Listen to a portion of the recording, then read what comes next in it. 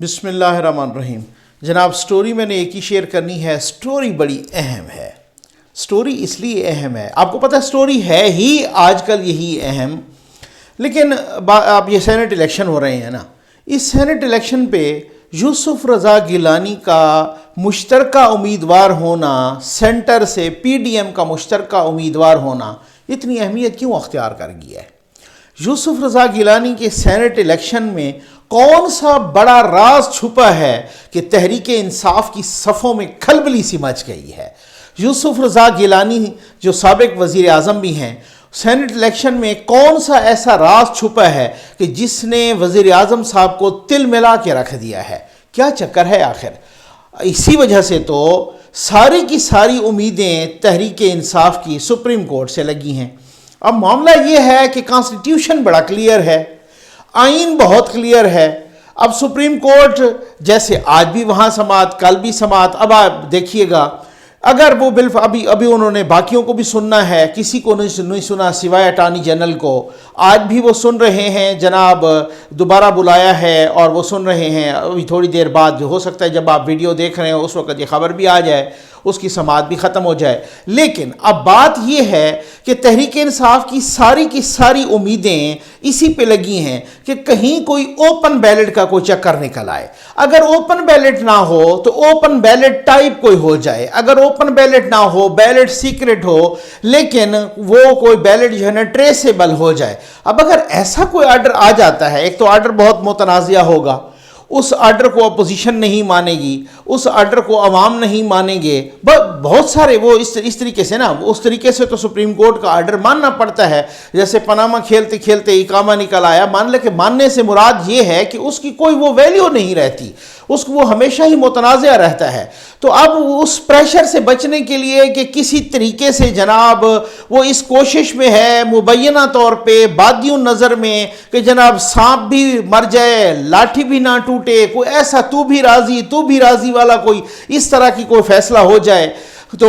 خیر، تو اسی وجہ سے مریم نواز صاحبہ نے بھی کہا ہے کہ سپریم کورٹ محتاط رہے کیونکہ ایسا نہ ہو ادارے کی ساکھ خراب ہو۔ مطلب کہنے کا مقصد یہ ہے کہ ماضی میں تو عدلیہ سے بہت سے پوٹھے کام ہی ہوئے ہیں نا، تو وہ اس وجہ سے بعید تو نہیں ہوتا۔ بات یہ ہے کہ جس ملک میں مارشاء اللہ لگ سکتا ہے، پھر اس ملک میں کیا بعید ہے؟ کچھ بھی بعید نہیں ہوتا۔ لیکن اب مسئلہ یہ ہے کہ کانسٹیٹیوشن اتنا کلیئر ہے کہ سوائے وزیر اعظم کے اور وزرائے اعلیٰ کے الیکشنز کے علاوہ باقی تمام الیکشنز جو ہے نا وہ خفیہ ہوں گے۔ اب مسئلہ یہ ہے کہ سپریم کورٹ کہتی ہے کہ ہم ترمیم کا کہتے ہیں، تو ترمیم تو ہو نہیں سکتی۔ اب کہتے ہیں نا کہ ترمیم کا فیصلہ تو یہ ہے کہ آئینی اور قانونی پارلیمنٹ کر لے، ٹھیک ہے نا، لیکن پتہ ہے کہ پارلیمنٹ تو وہ ترمیم تو ان کے پاس تو حکومت کے پاس تو میجارٹی ہے نہیں۔ اب ان کا زور ہے سارے کا سارا کہ کسی طریقے سے جناب اس طریقے سے سیٹنگ ہو جائے کہ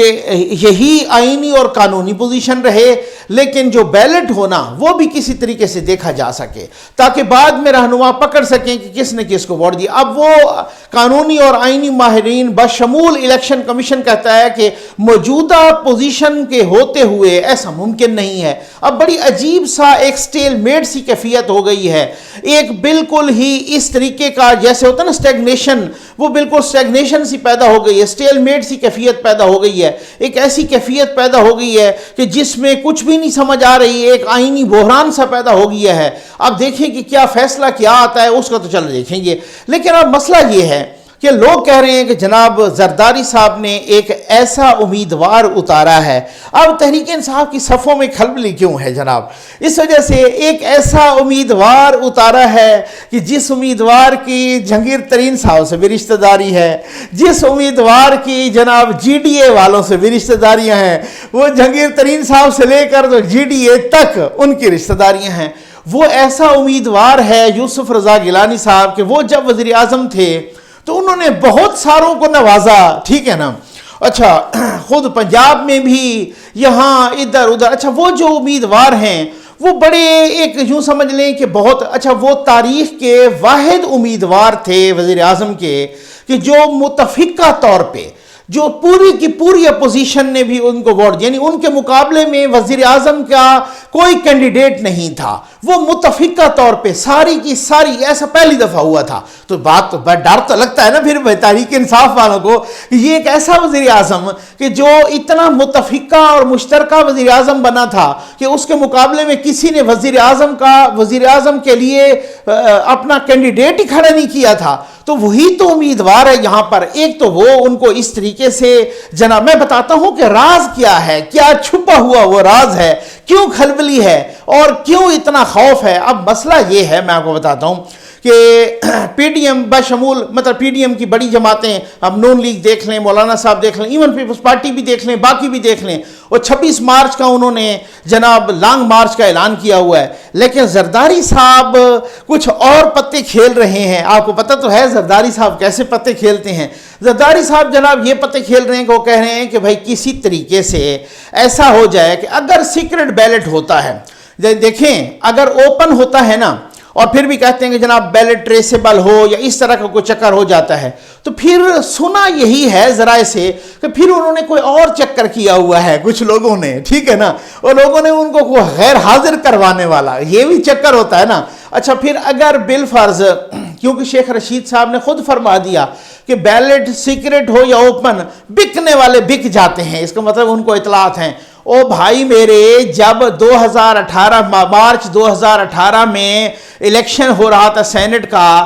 آگے ہوا چلی ہوئی تھی پی ٹی آئی کی، میڈیا بھی پورا زور لگا رہا تھا اور باقی بھی بہت سارے، کنٹرول ٹاور کا بھی پورا زور، اور خیر سے عدلیہ پہلے سے زور لگا کے پاناما کھیلتے کھیلتے اقامہ میں نواز شریف کو فارغ کر چکی تھی، تو پورا ماحول سازگار تھا۔ جولائی میں الیکشن ہونے تھے، 2-3 مہینے پہلے خیر سے مارچ میں 2018 میں الیکشن ہوئے، اس وقت بھی اتنے سازگار، ہر کسی کو پتا تھا کہ پی ٹی آئی نے آنا ہے، اور اگر اسی طریقے سے ہم نے کیا تو ہمیں اگلا ٹکٹ نہیں ملے گا۔ اس وقت پی ٹی آئی کا ٹکٹ سونے اور ہیرے میں تولنے کے بھاؤ میں تھا، لیکن اس وقت بھی لوگ کہتے ہیں کہ اس وقت بھی اتنے آئیڈیل ماحول کے ہوتے ہوئے بھی پی ٹی آئی کے 20 بندے بک گئے تھے کہ خیبر پختونخوا میں بک گئے تھے یا نہیں بک گئے تھے، جن کو خان صاحب نے نکالا بھی تھا اس میں پتہ نہیں کتنے بکے تھے کتنے نہیں بکے تھے، باقی بھی کچھ تھے جو بچ گئے ہوں۔ بہرحال ایسے ماحول میں بھی ایسا کچھ ہو گیا تھا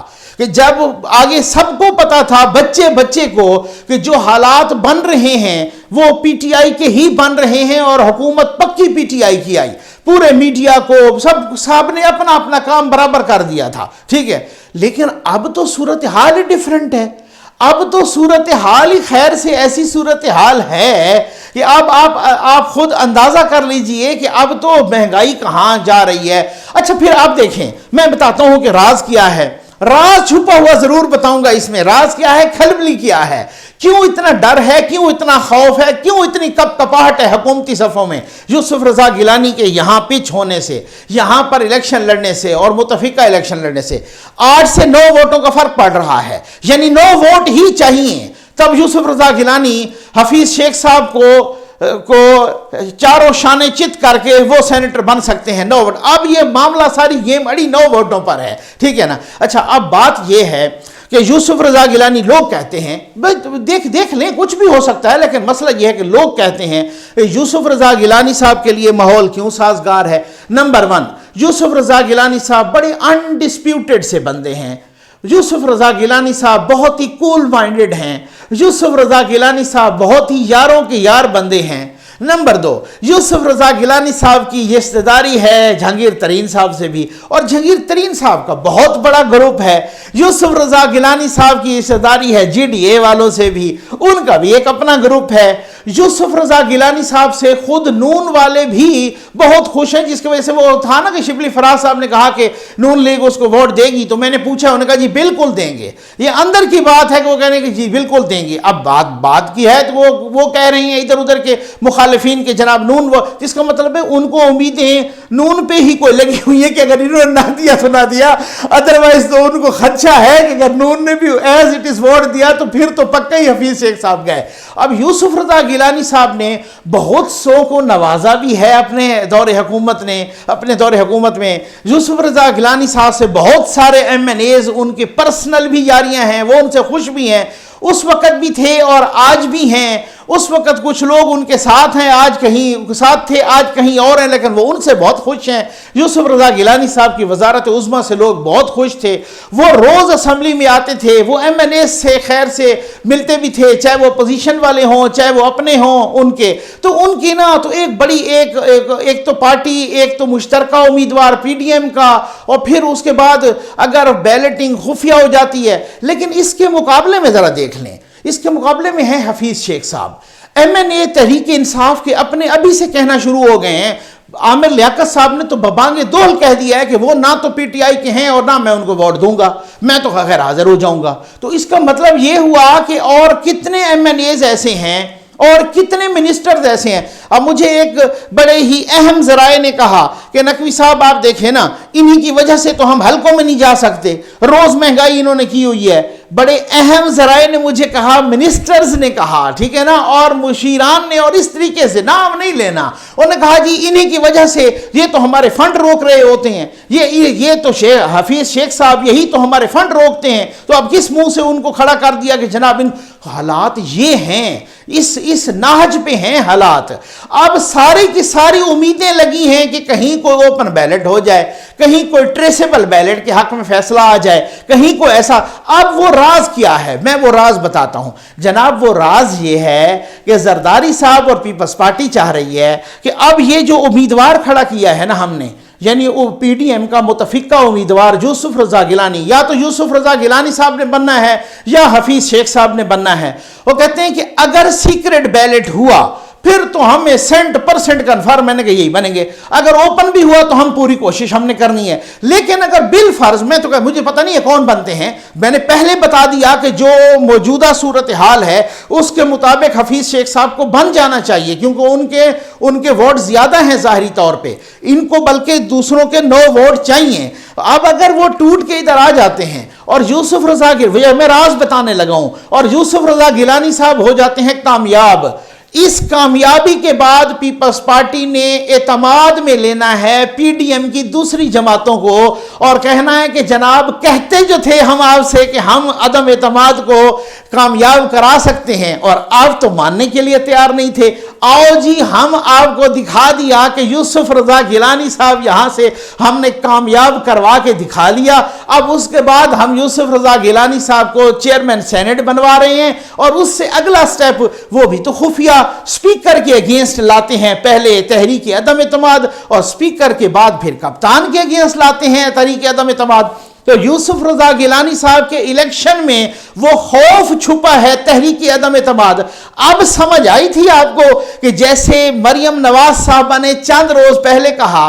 कि मैं जो हालात देख रही हूं कहीं ऐसा ना हो कि सेनेट इलेक्शन के दौरान ही तहरीक अदम एतमाद आ जाए। तो मैंने कहा भाई ये कैसे हो सकता है, कि ये कैसे मुमकिन है, फिर तो सेनेट इलेक्शन कहीं रुक जाएगा, कहीं ये हो। उन्होंने कहा नकवी साहब आपको हम बताएं बात ये है, उन्होंने इसी तरफ ही इशारा किया कि कहीं ऐसा ना हो कि यूसुफ रज़ा गिलानी हो गए कामयाब, फिर यूं समझ लें कि 70% तो तहरीक अदम एतमाद कामयाब हो गई ना, 70-80%। उसके बाद लाने वाली और हुकूमत की अपनी सफ़ों में खलबली होगी कि जब अब लोग जो है ना यूसुफ रज़ा गिलानी को उन्होंने दे दिया, हमारी अक्सरियत होने के बावजूद यूसुफ रज़ा गिलानी जीत गए हैं हफीज़ शेख के मुकाबले में। भाई बात यह है कि बहुत सारी रिजेंटमेंट है, बहुत सारे तहफ़्फ़ुज़ात और ख़दशात हैं। लोग क्वेश्चन कर रहे हैं इस वक्त कि भाई हम क्यों दें हफीज़ शेख साहब को वोट, कि जो हफीज़ शेख साहब अभी तक PTI का हिस्सा ही नहीं है, जो वो जब सेनेट का